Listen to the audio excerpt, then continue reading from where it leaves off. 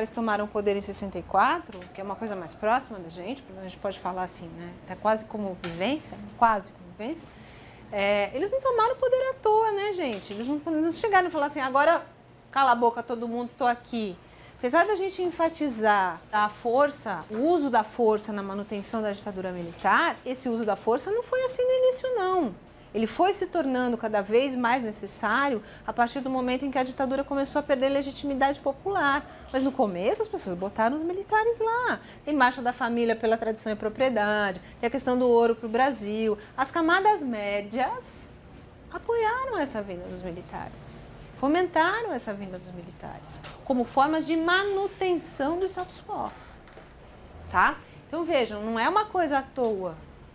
Né? Então essas camadas médias elas aumentam, mas aumenta também toda a força ideológica de todo o trabalho dessas estruturas em cima dessas camadas médias. Né? Então, e aqui também é uma coisa interessante, porque assim, realmente vai havendo, né, vamos dizer assim, a balança vai deixando de pender para um lado e vai pendendo para o outro, vai deixando de pender para a questão da produção agrária, e vai se urbanizando, né, e vai se tornando industrial. O Brasil se industrializa na primeira metade do século XX, né, e principalmente na segunda, mas já é muito diferente o Brasil da virada do 19 para o 20 do Brasil da virada dos anos 50 para 60. Né, um outro Brasil, muito mais industrializado e tal.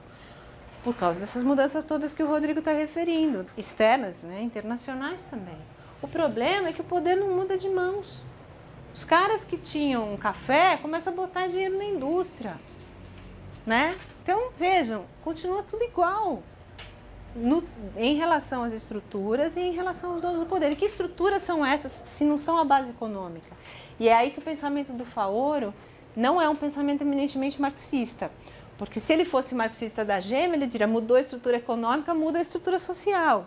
Não, ele está dizendo, olha, que base estrutural é essa que não muda? São as relações sociais, né? São as relações políticas que dão fundamento a esse tipo de organização na sociedade brasileira. E que organização política é essa, né? Ele vai falar justamente na questão do patronato e na questão do compadrio. Né? Que, num primeiro momento, e ele analisa muito bem isso na terceira parte, né? Num primeiro momento, formam-se a partir de relações agrárias do coronel com os seus trabalhadores, né? Mas que são levadas também a outras instâncias. É lógico que, do ponto de vista industrial, são outras questões também que vão se integrando, mas do ponto de vista político ainda são as mesmas. Né? Qual é a raiz do patronato, né? Dessa categoria que estruturaria, segundo Faoro, a nossa sociedade? É a confusão entre público e privado. Né? Principalmente as pessoas que são donas do poder acharem que o público é deles, é privado. Né? E o compadrio, de certa forma, também é isso, porque são relações que seriam públicas, né, de prefeitos, enfim, organizações de poder institucionais ali, mesmo na questão agrária, que se tornam relações pessoais, né?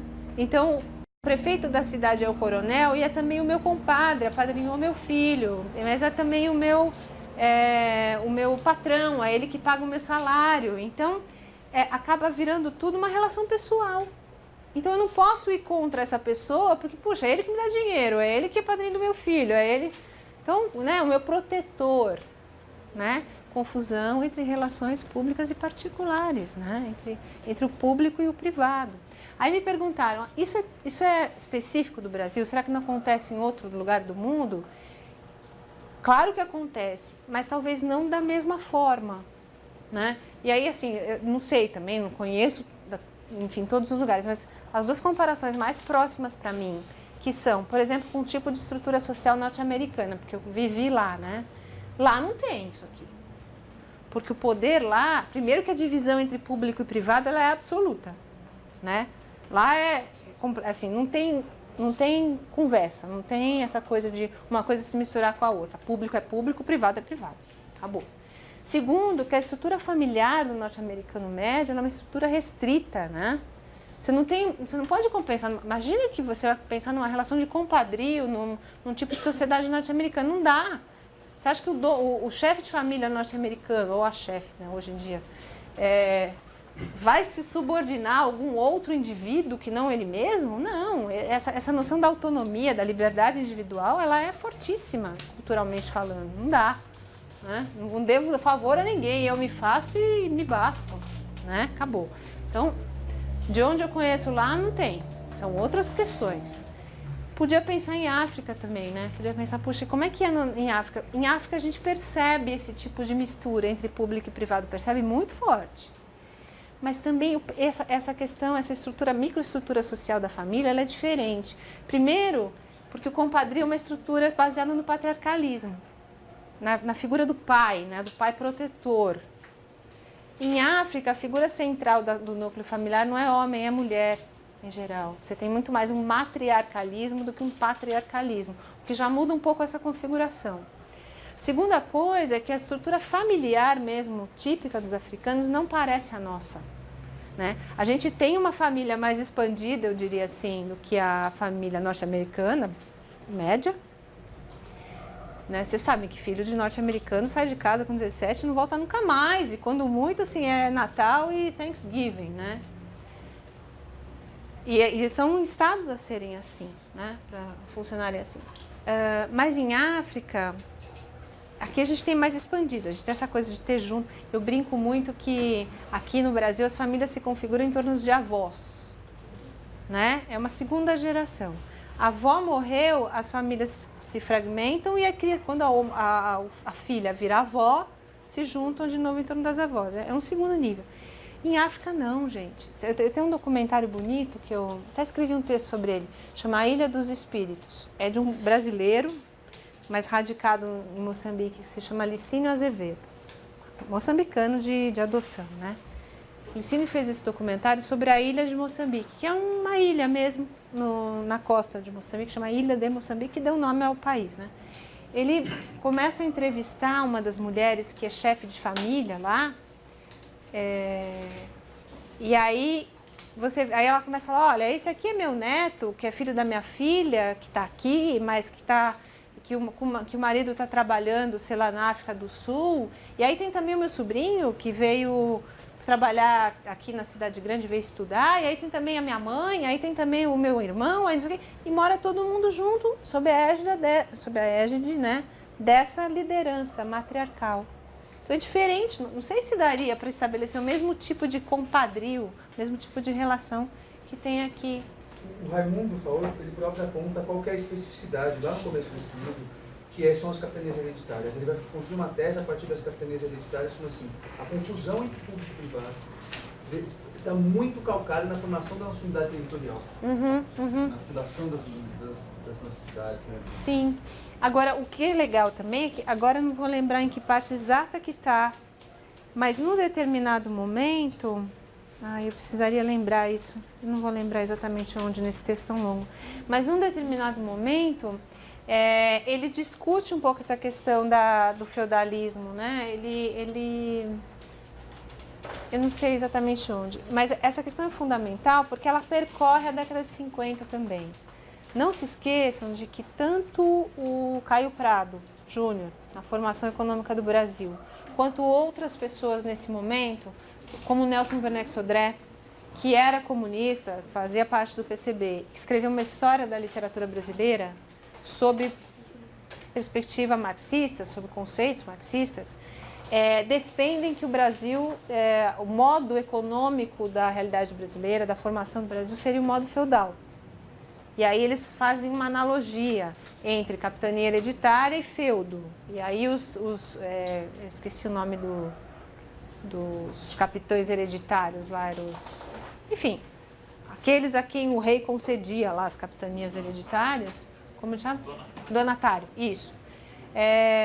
Que os donatários seriam vassalos desse rei e que, portanto, seriam como senhores feudais. Essa é a tese que o Caio Prado e o Werneck defendem, um na questão econômica, o outro na questão literária.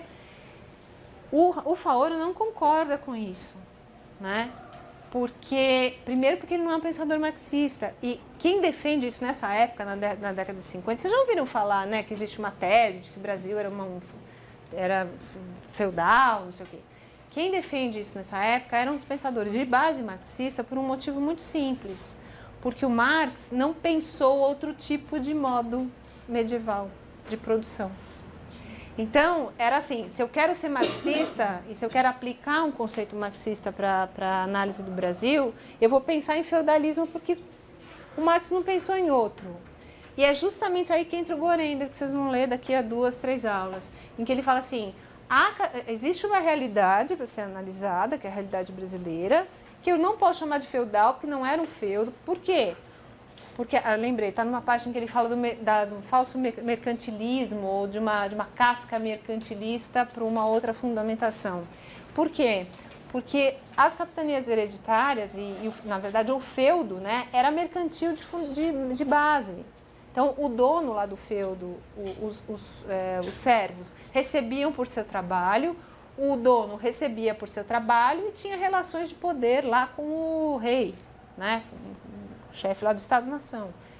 No Brasil, era economia escrava, não tinha mercantilismo interno. Né? O escravo não ganhava nada por aquilo. Né?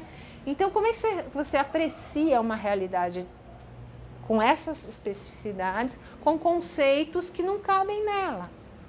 Tá? Mas nos anos 50 se fazia essa aplicação dos conceitos marxistas e por isso essa defesa de que o Brasil seria feudal, que é uma tese já ultrapassada. E que o Faoro discute, quando ele fala assim, essa casca mercantilista, ele está, na verdade, conversando com os outros da sua época, dizendo, olha, não é bem isso, a casca é mercantilista, mas a estrutura é outra. Como diria meu analista também, ele é bem falado aqui, eu acho que, coitado, eu vou ter que dar uns créditos para ele, mas ele diz assim que todo paternalismo não permite contestação, né? Nenhum paternalismo permite contestação. Por isso que o paternalismo é muito bom, né?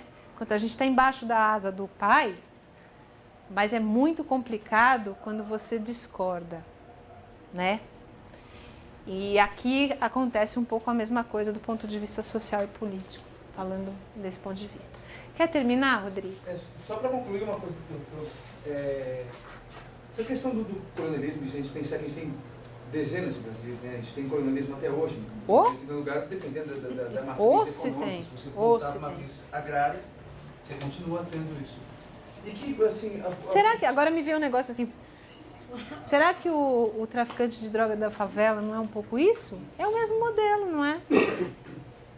Um pouco, mesmo modelo. Pensando na questão da favela, quando você falou da ditadura, das questões da ditadura, porque assim, para mim, essa invasão militar que a camada média comemora, também é uma outra forma de você gerar um poder, mostrar quem é que manda e fazer o que quer, né? Então, assim, dá para fazer vários paralelos com o que a gente Sim, sem dúvida nenhuma, é muito atual. Quem está em cada lugar, porque Sim. essa camada média também tenta tomar. Mas o mais louco e o mais assustador de tudo é que dá para fazer vários paralelos, a gente coloca ali, é como se a gente estivesse fazendo É a mesma coisa acontecendo sempre e sempre vai acontecer. a gente está fazendo um jogo quase infantil, né? De você muda os bonecos, né?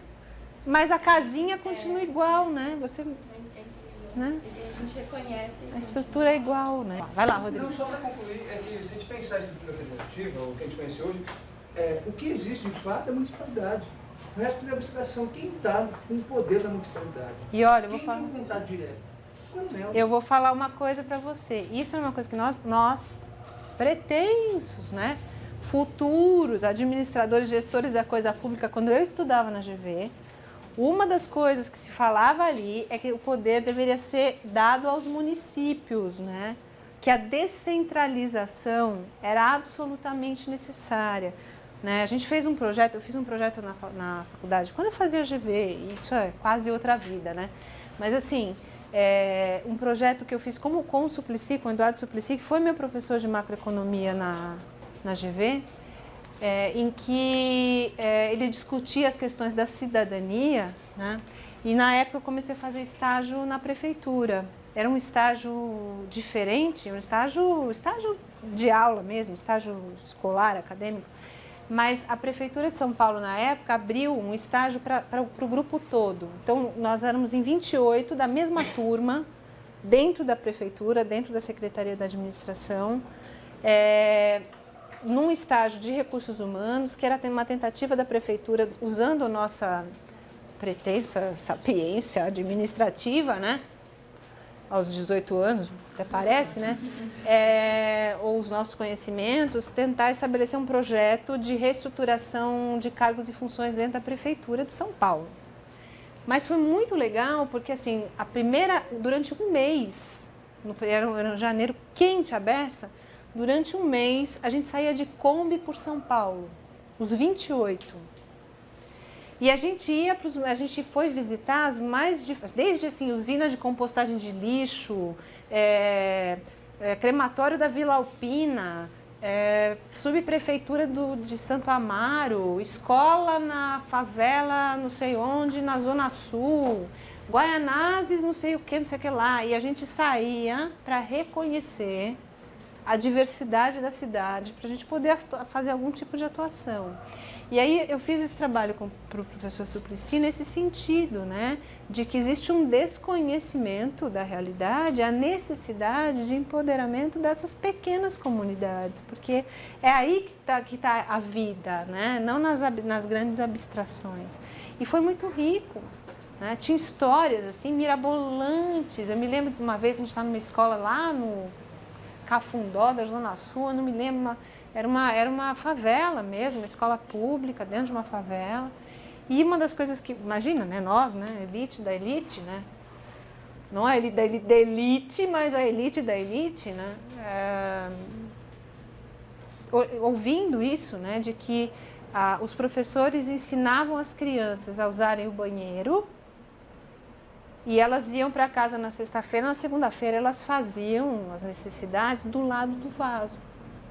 Todas as semanas. E eles começaram a investigar porque, óbvio, eles não tinham banheiro em casa.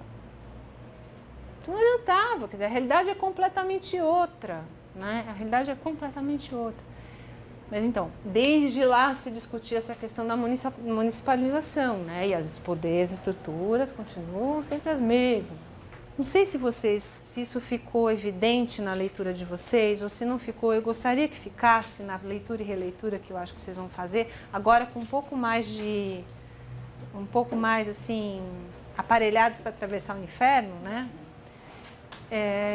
Que é o seguinte, o Faoro, além de tudo isso, além das minúcias históricas, além da questão estrutural, ele tem um trabalho no texto dele que é um trabalho estilístico muito intenso, muito evidente.